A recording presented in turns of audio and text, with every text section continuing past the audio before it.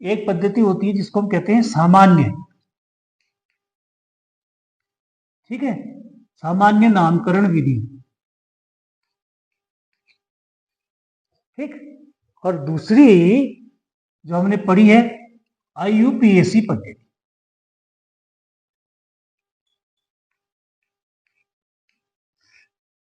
ठीक है ना। ये दो विधियां हैं कार्बनिक यौगिकों के नाम लिखने की। एक तो सामान्य नामकरण पद्धति है।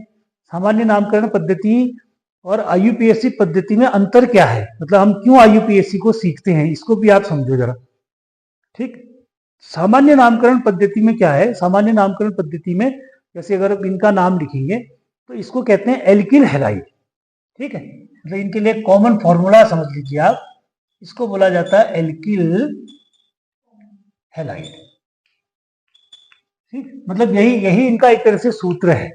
अब एल्किल हैलाइड का सूत्र से जो बना है, इससे हम नाम कैसे लिखेंगे इसको समझो आप। जैसे माना हमारे पास ये आया C2H5Br आया, ठीक है, C2H5Br। अब सामान्य नामकरण पद्धति से हमने इसका नाम लिखना है तो हम इसी फॉर्मूले को लगाएंगे, है ना। इस फॉर्मूले को कैसे लगाएंगे, देखो इसमें एल्किल वाला पार्ट कौन सा है, C2H5। हैलाइड वाला पार्ट कौन सा है, तो इसका नाम हम क्या लिखेंगे, अरे बेटा ये एथिल नहीं होगा, तो इसका नाम क्या हो जाएगा, एथिल ब्रोमाइड, ठीक है, एथिल ब्रोमाइड इसका नाम। अब यहां पर अंतर क्या है IUPAC में और इसमें, यहां पर आपको ये नाम याद करना पड़ेगा, ठीक है। अब सपोज करो हमने एक एग्जांपल और ले लिया, ये लिख दिया हमने CH3CH2CH2Cl, ये लिखा माना। अब इसका हम सामान्य नामकरण पद्धति में नाम लिखेंगे तो क्या लिखेंगे, प्रोपिल क्लोराइड लिख देंगे इसका नाम, ठीक। तो इसको लिखने का तरीका यही है कि इसके लिए ये फॉर्मूला आपको आना चाहिए, ये फॉर्मूला आता है और यही फॉर्मूला आपको सब में लगाना है। तो आपको इसमें यह है तरीका कि आपको कोई रूल रेगुलेशन इसमें ज्यादा याद नहीं करने, आपको जो भी यौगिक मिलेगा उसका नाम ही आपको याद करना पड़ेगा। इसलिए हम इस पद्धति को ज्यादा फॉलो नहीं करते, हम क्या करते हैं IUPAC सीखते हैं फिर। अब इसी का यदि हमको IUPAC नाम लिखना है, माना यही C2H5Br है ना, इसका यदि IUPAC नाम सीखना है तो उसके लिए IUPAC नाम लिखना है तो हम क्या करते हैं, इसमें IUPAC वाले नियम लगाते हैं। वो नियम यदि हमको याद है अच्छे से, सारे नियम यदि आते हैं तो उस नियमों को लगा लेते हैं। उस नियम को लगाते हैं तो हम क्या करते हैं, पहले इसका मूल शब्द ढूंढते हैं।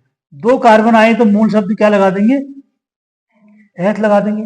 सिंगल बॉन्ड होगा क्योंकि डबल बॉन्ड ट्रिपल बॉन्ड नहीं दिख रहा है तो क्या लगा देंगे, इन लगा देंगे, ठीक। अब इसमें Br लगा है, यहां पर से देखेंगे तो इसका नाम एथ हो गया। Br को क्या लिखते हैं, ब्रोमो। अब हमने नियम पढ़ा है कि जब इसमें इस प्रकार का कोई समूह होता है, ये कहाँ आता है, पूर्व लग्न में आता है, तो पूर्व लग्न कहते हैं ना। तो पूर्व लग्न में क्या लगा देंगे, ब्रोमो लगा देंगे, तो इसका नाम क्या हो जाएगा, ब्रोमो एथेनॉल। तो ये पद्धति जो होती है वो उसकी तुलना में हमें क्या लगती है, आसान लगती है।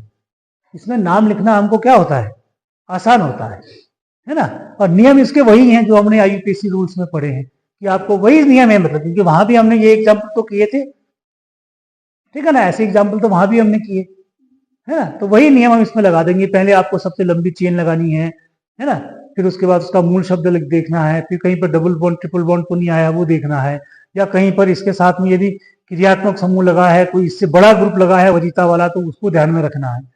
सारे नियम वैसे ही लगेंगे क्योंकि इसके लिए कोई अलग से नियम नहीं है, ठीक। तो IUPAC सीखने से हमको यह होता है कि हमें किसी यौगिक का नाम याद करने की जरूरत नहीं होती है। यदि हमको IUPAC के कुछ नियम याद हैं कैसे हम उसका नाम लिख सकते हैं, तो फिर हमको जो भी फॉर्मूला मिलता है उस फॉर्मूले से हम उसका नाम लिख सकते हैं, ठीक है ना। तो सामान्य नियम हमारे वही लगेंगे इसमें जो हमने IUPAC में पढ़े थे, ठीक है। आपको मूल शब्द लिखना है, फिर उसमें अनुलग्न लगाना है, प्राथमिक अनुलग्न लगाना है, फिर पूर्व लग्न लगाना है, ठीक। और उसके आधार पर जोड़ करके फिर आपको नाम उसका बना देना, ठीक है। तो कुछ एग्जांपल्स करते हैं, थोड़ा सा रिवीजन तुम्हारा हो जाए। नंबरिंग कहाँ से शुरू करोगे आप, जैसे पहले वाला है ना, तो पहले वाले में आपको नंबरिंग कहाँ से करनी है, अब इसमें मैंने कहा कि जैसे हेलोजन परमाणु दिया है, तो हेलोजन परमाणु में डबल बॉन्ड यदि ट्रिपल बॉन्ड आएगा तो आपको प्राथमिकता डबल या ट्रिपल बॉन्ड को देनी पड़ेगी, ये याद रखना है। ठीक है, अब यहाँ पर क्या करेंगे, इसको नंबर 1 मान लेंगे, 1 हो जाएगा, ये 2 हो जाएगा, 3 हो जाएगा। ठीक है, 1 2 3। ठीक, अब इसके आधार पर यदि नाम लिखेंगे इसका, तो ये क्या हो जाएगा, 3 ब्रोमो प्रोपीन 1, 3 ब्रोमो प्रोप 1 इन, ऐसा ज्यादा सही लिखते हैं आजकल नाम। 3 ब्रोमो, 3 में आ जाएगा ना ब्रोमो, अब ब्रोमो कहां आ जाएगा, 3 में आ जाएगा, 3 ब्रोमो प्रोप 1 इन, ऐसा नाम आजकल ज्यादा प्रचलित है। ठीक है, आप प्रोपिन 1 भी लिखोगे तो परीक्षा में गलत नहीं मानेंगे, आजकल तो नंबर दे देते हैं, लेकिन प्रोप 1 इन लिखोगे तो वो ज्यादा नियम के अनुसार ठीक है। तो सेकंड वाले का बताओ, अब इसके आगे 4 ब्रोमो, अब इसमें भी क्या करेंगे ना, देखो अब आप कहीं से भी नंबर लगाओ, 1 2 3 4, ठीक है ना, यहां से लगाओ 1 2, मतलब अगर आप दोनों जगह से लगाते हो तो डबल बॉन्ड कहां पे आ रहा है, 2 पे ही आ रहा है ना। तो 2 पे अगर आपका डबल बॉन्ड आ जाएगा तो ये क्या हो जाएगा, 1 ब्रोमो ब्यूट 2 इन, नहीं 4 bromo, sorry 4 bromo but 2 yne, 4 bromo but 2 yne, ये इसका नाम है। ठीक है, पहले वाले का बताओ, इसका नाम बताओ क्या लिखेंगे। अच्छा, क्लोरो एथीन हो जाएगा। ठीक है, क्लोरो एथीन के अलावा ये कुछ और भी दिख रहा है जो हमने कल वर्गीकरण पढ़ा था, उटपटांग मत बोलो यार बेटा। हाँ, अच्छा वैसे मैं सामान्य अगर हम कुछ कहेंगे, सामान्य में जो हमने वर्गीकरण कल पढ़ा था, उस वर्गीकरण के आधार पर ये दोनों को देखना, ये ऊपर वाला भी, नीचे वाला का भी बताओ, यूपीएससी नाम क्या होगा नीचे वाले का भी है, ब्रोमोप्रोपिन, और दूसरा ये जो हमने कल वर्गीकरण पढ़ा ना कई प्रकार का, वो उस वर्गीकरण में ये, हाँ क्या बताया आपने, हाँ यहाँ पे क्या करेंगे हम, देखो इसमें क्या करेंगे, मैंने कल आपको बताया था कि जब अगर डबल बॉन्ड आएगा तो हम नंबरिंग यहाँ से शुरू कर देंगे ना, यहाँ से नंबरिंग शुरू कर देंगे, 1 2 ये 3 हो जाएगा, 3 ब्रोमो प्रोपीन हो जाएगा इसका, ऊपर वाला तो ठीक ही है ना, क्लोरो एथीन उसका नाम हो जाएगा। दूसरा एक चीज और देखो कि ऊपर वाला और नीचे वाले में कोई चीज तुमको ऐसी दिख रही है कि कल हमने कोई विशेष प्रकार का वर्गीकरण जो पढ़ा था, उस वर्गीकरण में ये किसी कैटेगरी में आते हैं क्या, ये दोनों डबल बॉन्ड वाले जिनमें लगे हुए हैं, वाइनिलिक क्लोराइड कहते हैं इसको, वाइनिलिक क्लोराइड, विनाइल लिखा होगा ना तुमने, जिसमें हमने, हाँ जिसमें हमने क्या कहा था कि यदि हाइड्रोजन परमाणु ऐसे कार्बन से जुड़ा हो जिसमें डबल बॉन्ड हो, ठीक है, तो उसको वाइनिलिक कहते हैं। नीचे वाला क्या कहते हैं, नीचे वाले को क्या क्या वर्गीकरण में क्या रखा था हमने,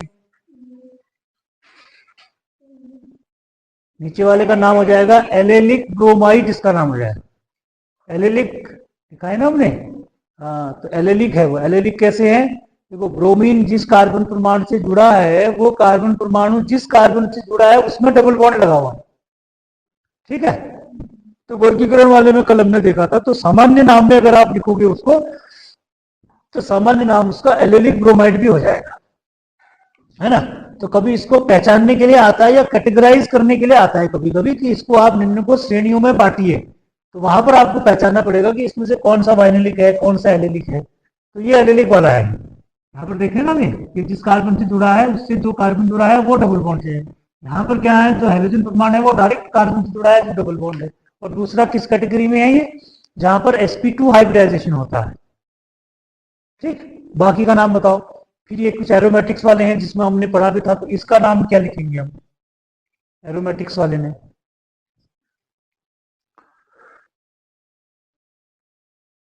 जल्दी को जल्दी बताओ।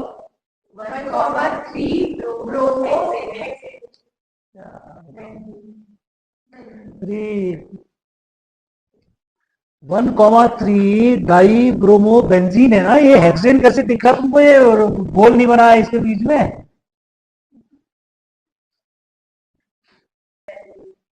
हाँ, अगले वाले को लिख देंगे हम 1,3,5 ट्राई ब्रोमो बेंजीन, ये आईयूपीएसी नाम ही लिख रहे हैं हम इसका, ठीक है ना। अच्छा, अब ये वाला जो है, इसका जब हम नाम लिखेंगे तो यहाँ पर थोड़ा ध्यान रखो। अब इसका नाम जरा पहले प्रयास करो, क्या लिखेंगे इसका नाम। बेंजीन रिंग है, CH2 है, Cl है, मतलब इसके दो तरह से नाम लिखेंगे हम। एक तो इसका नाम लिखेंगे हम आईयूपीएसी वाला, और दूसरा नाम लिखेंगे हम सामान्य वाला। तो हम आईयूपीएसी वाला ही पहले सीख रहे हैं, तो आईयूपीएसी वाला नाम पहले बताओ।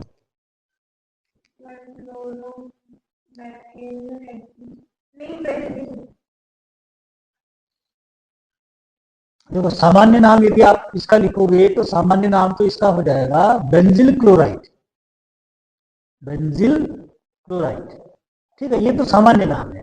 जब आईयूपीएसी नाम आप लिखोगे तो आईयूपीएसी के नियम लगाओगे फिर इसमें, ठीक है। आईयूपीएसी नियम हम क्या करेंगे, देखो आईयूपीएसी के नियम जब लगाएंगे ना इसमें, इसलिए मैंने कहा कि आईयूपीएसी नियम सीखोगे तो आपको नाम याद करने की जरूरत, बेंजिल क्लोराइड आपको नाम याद रखना पड़ेगा।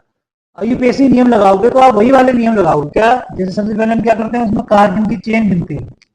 ये कार्बन की चेन है, एक ही कार्बन की चेन है, तो इसी कार्बन की चेन में एक समूह ये लगा हुआ है, और ये पूरा समूह कहलाता है। ये पूरा समूह, ये समूह होता है आपका फेनिल।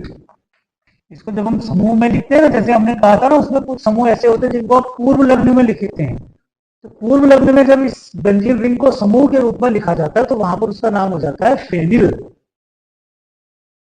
ठीक है।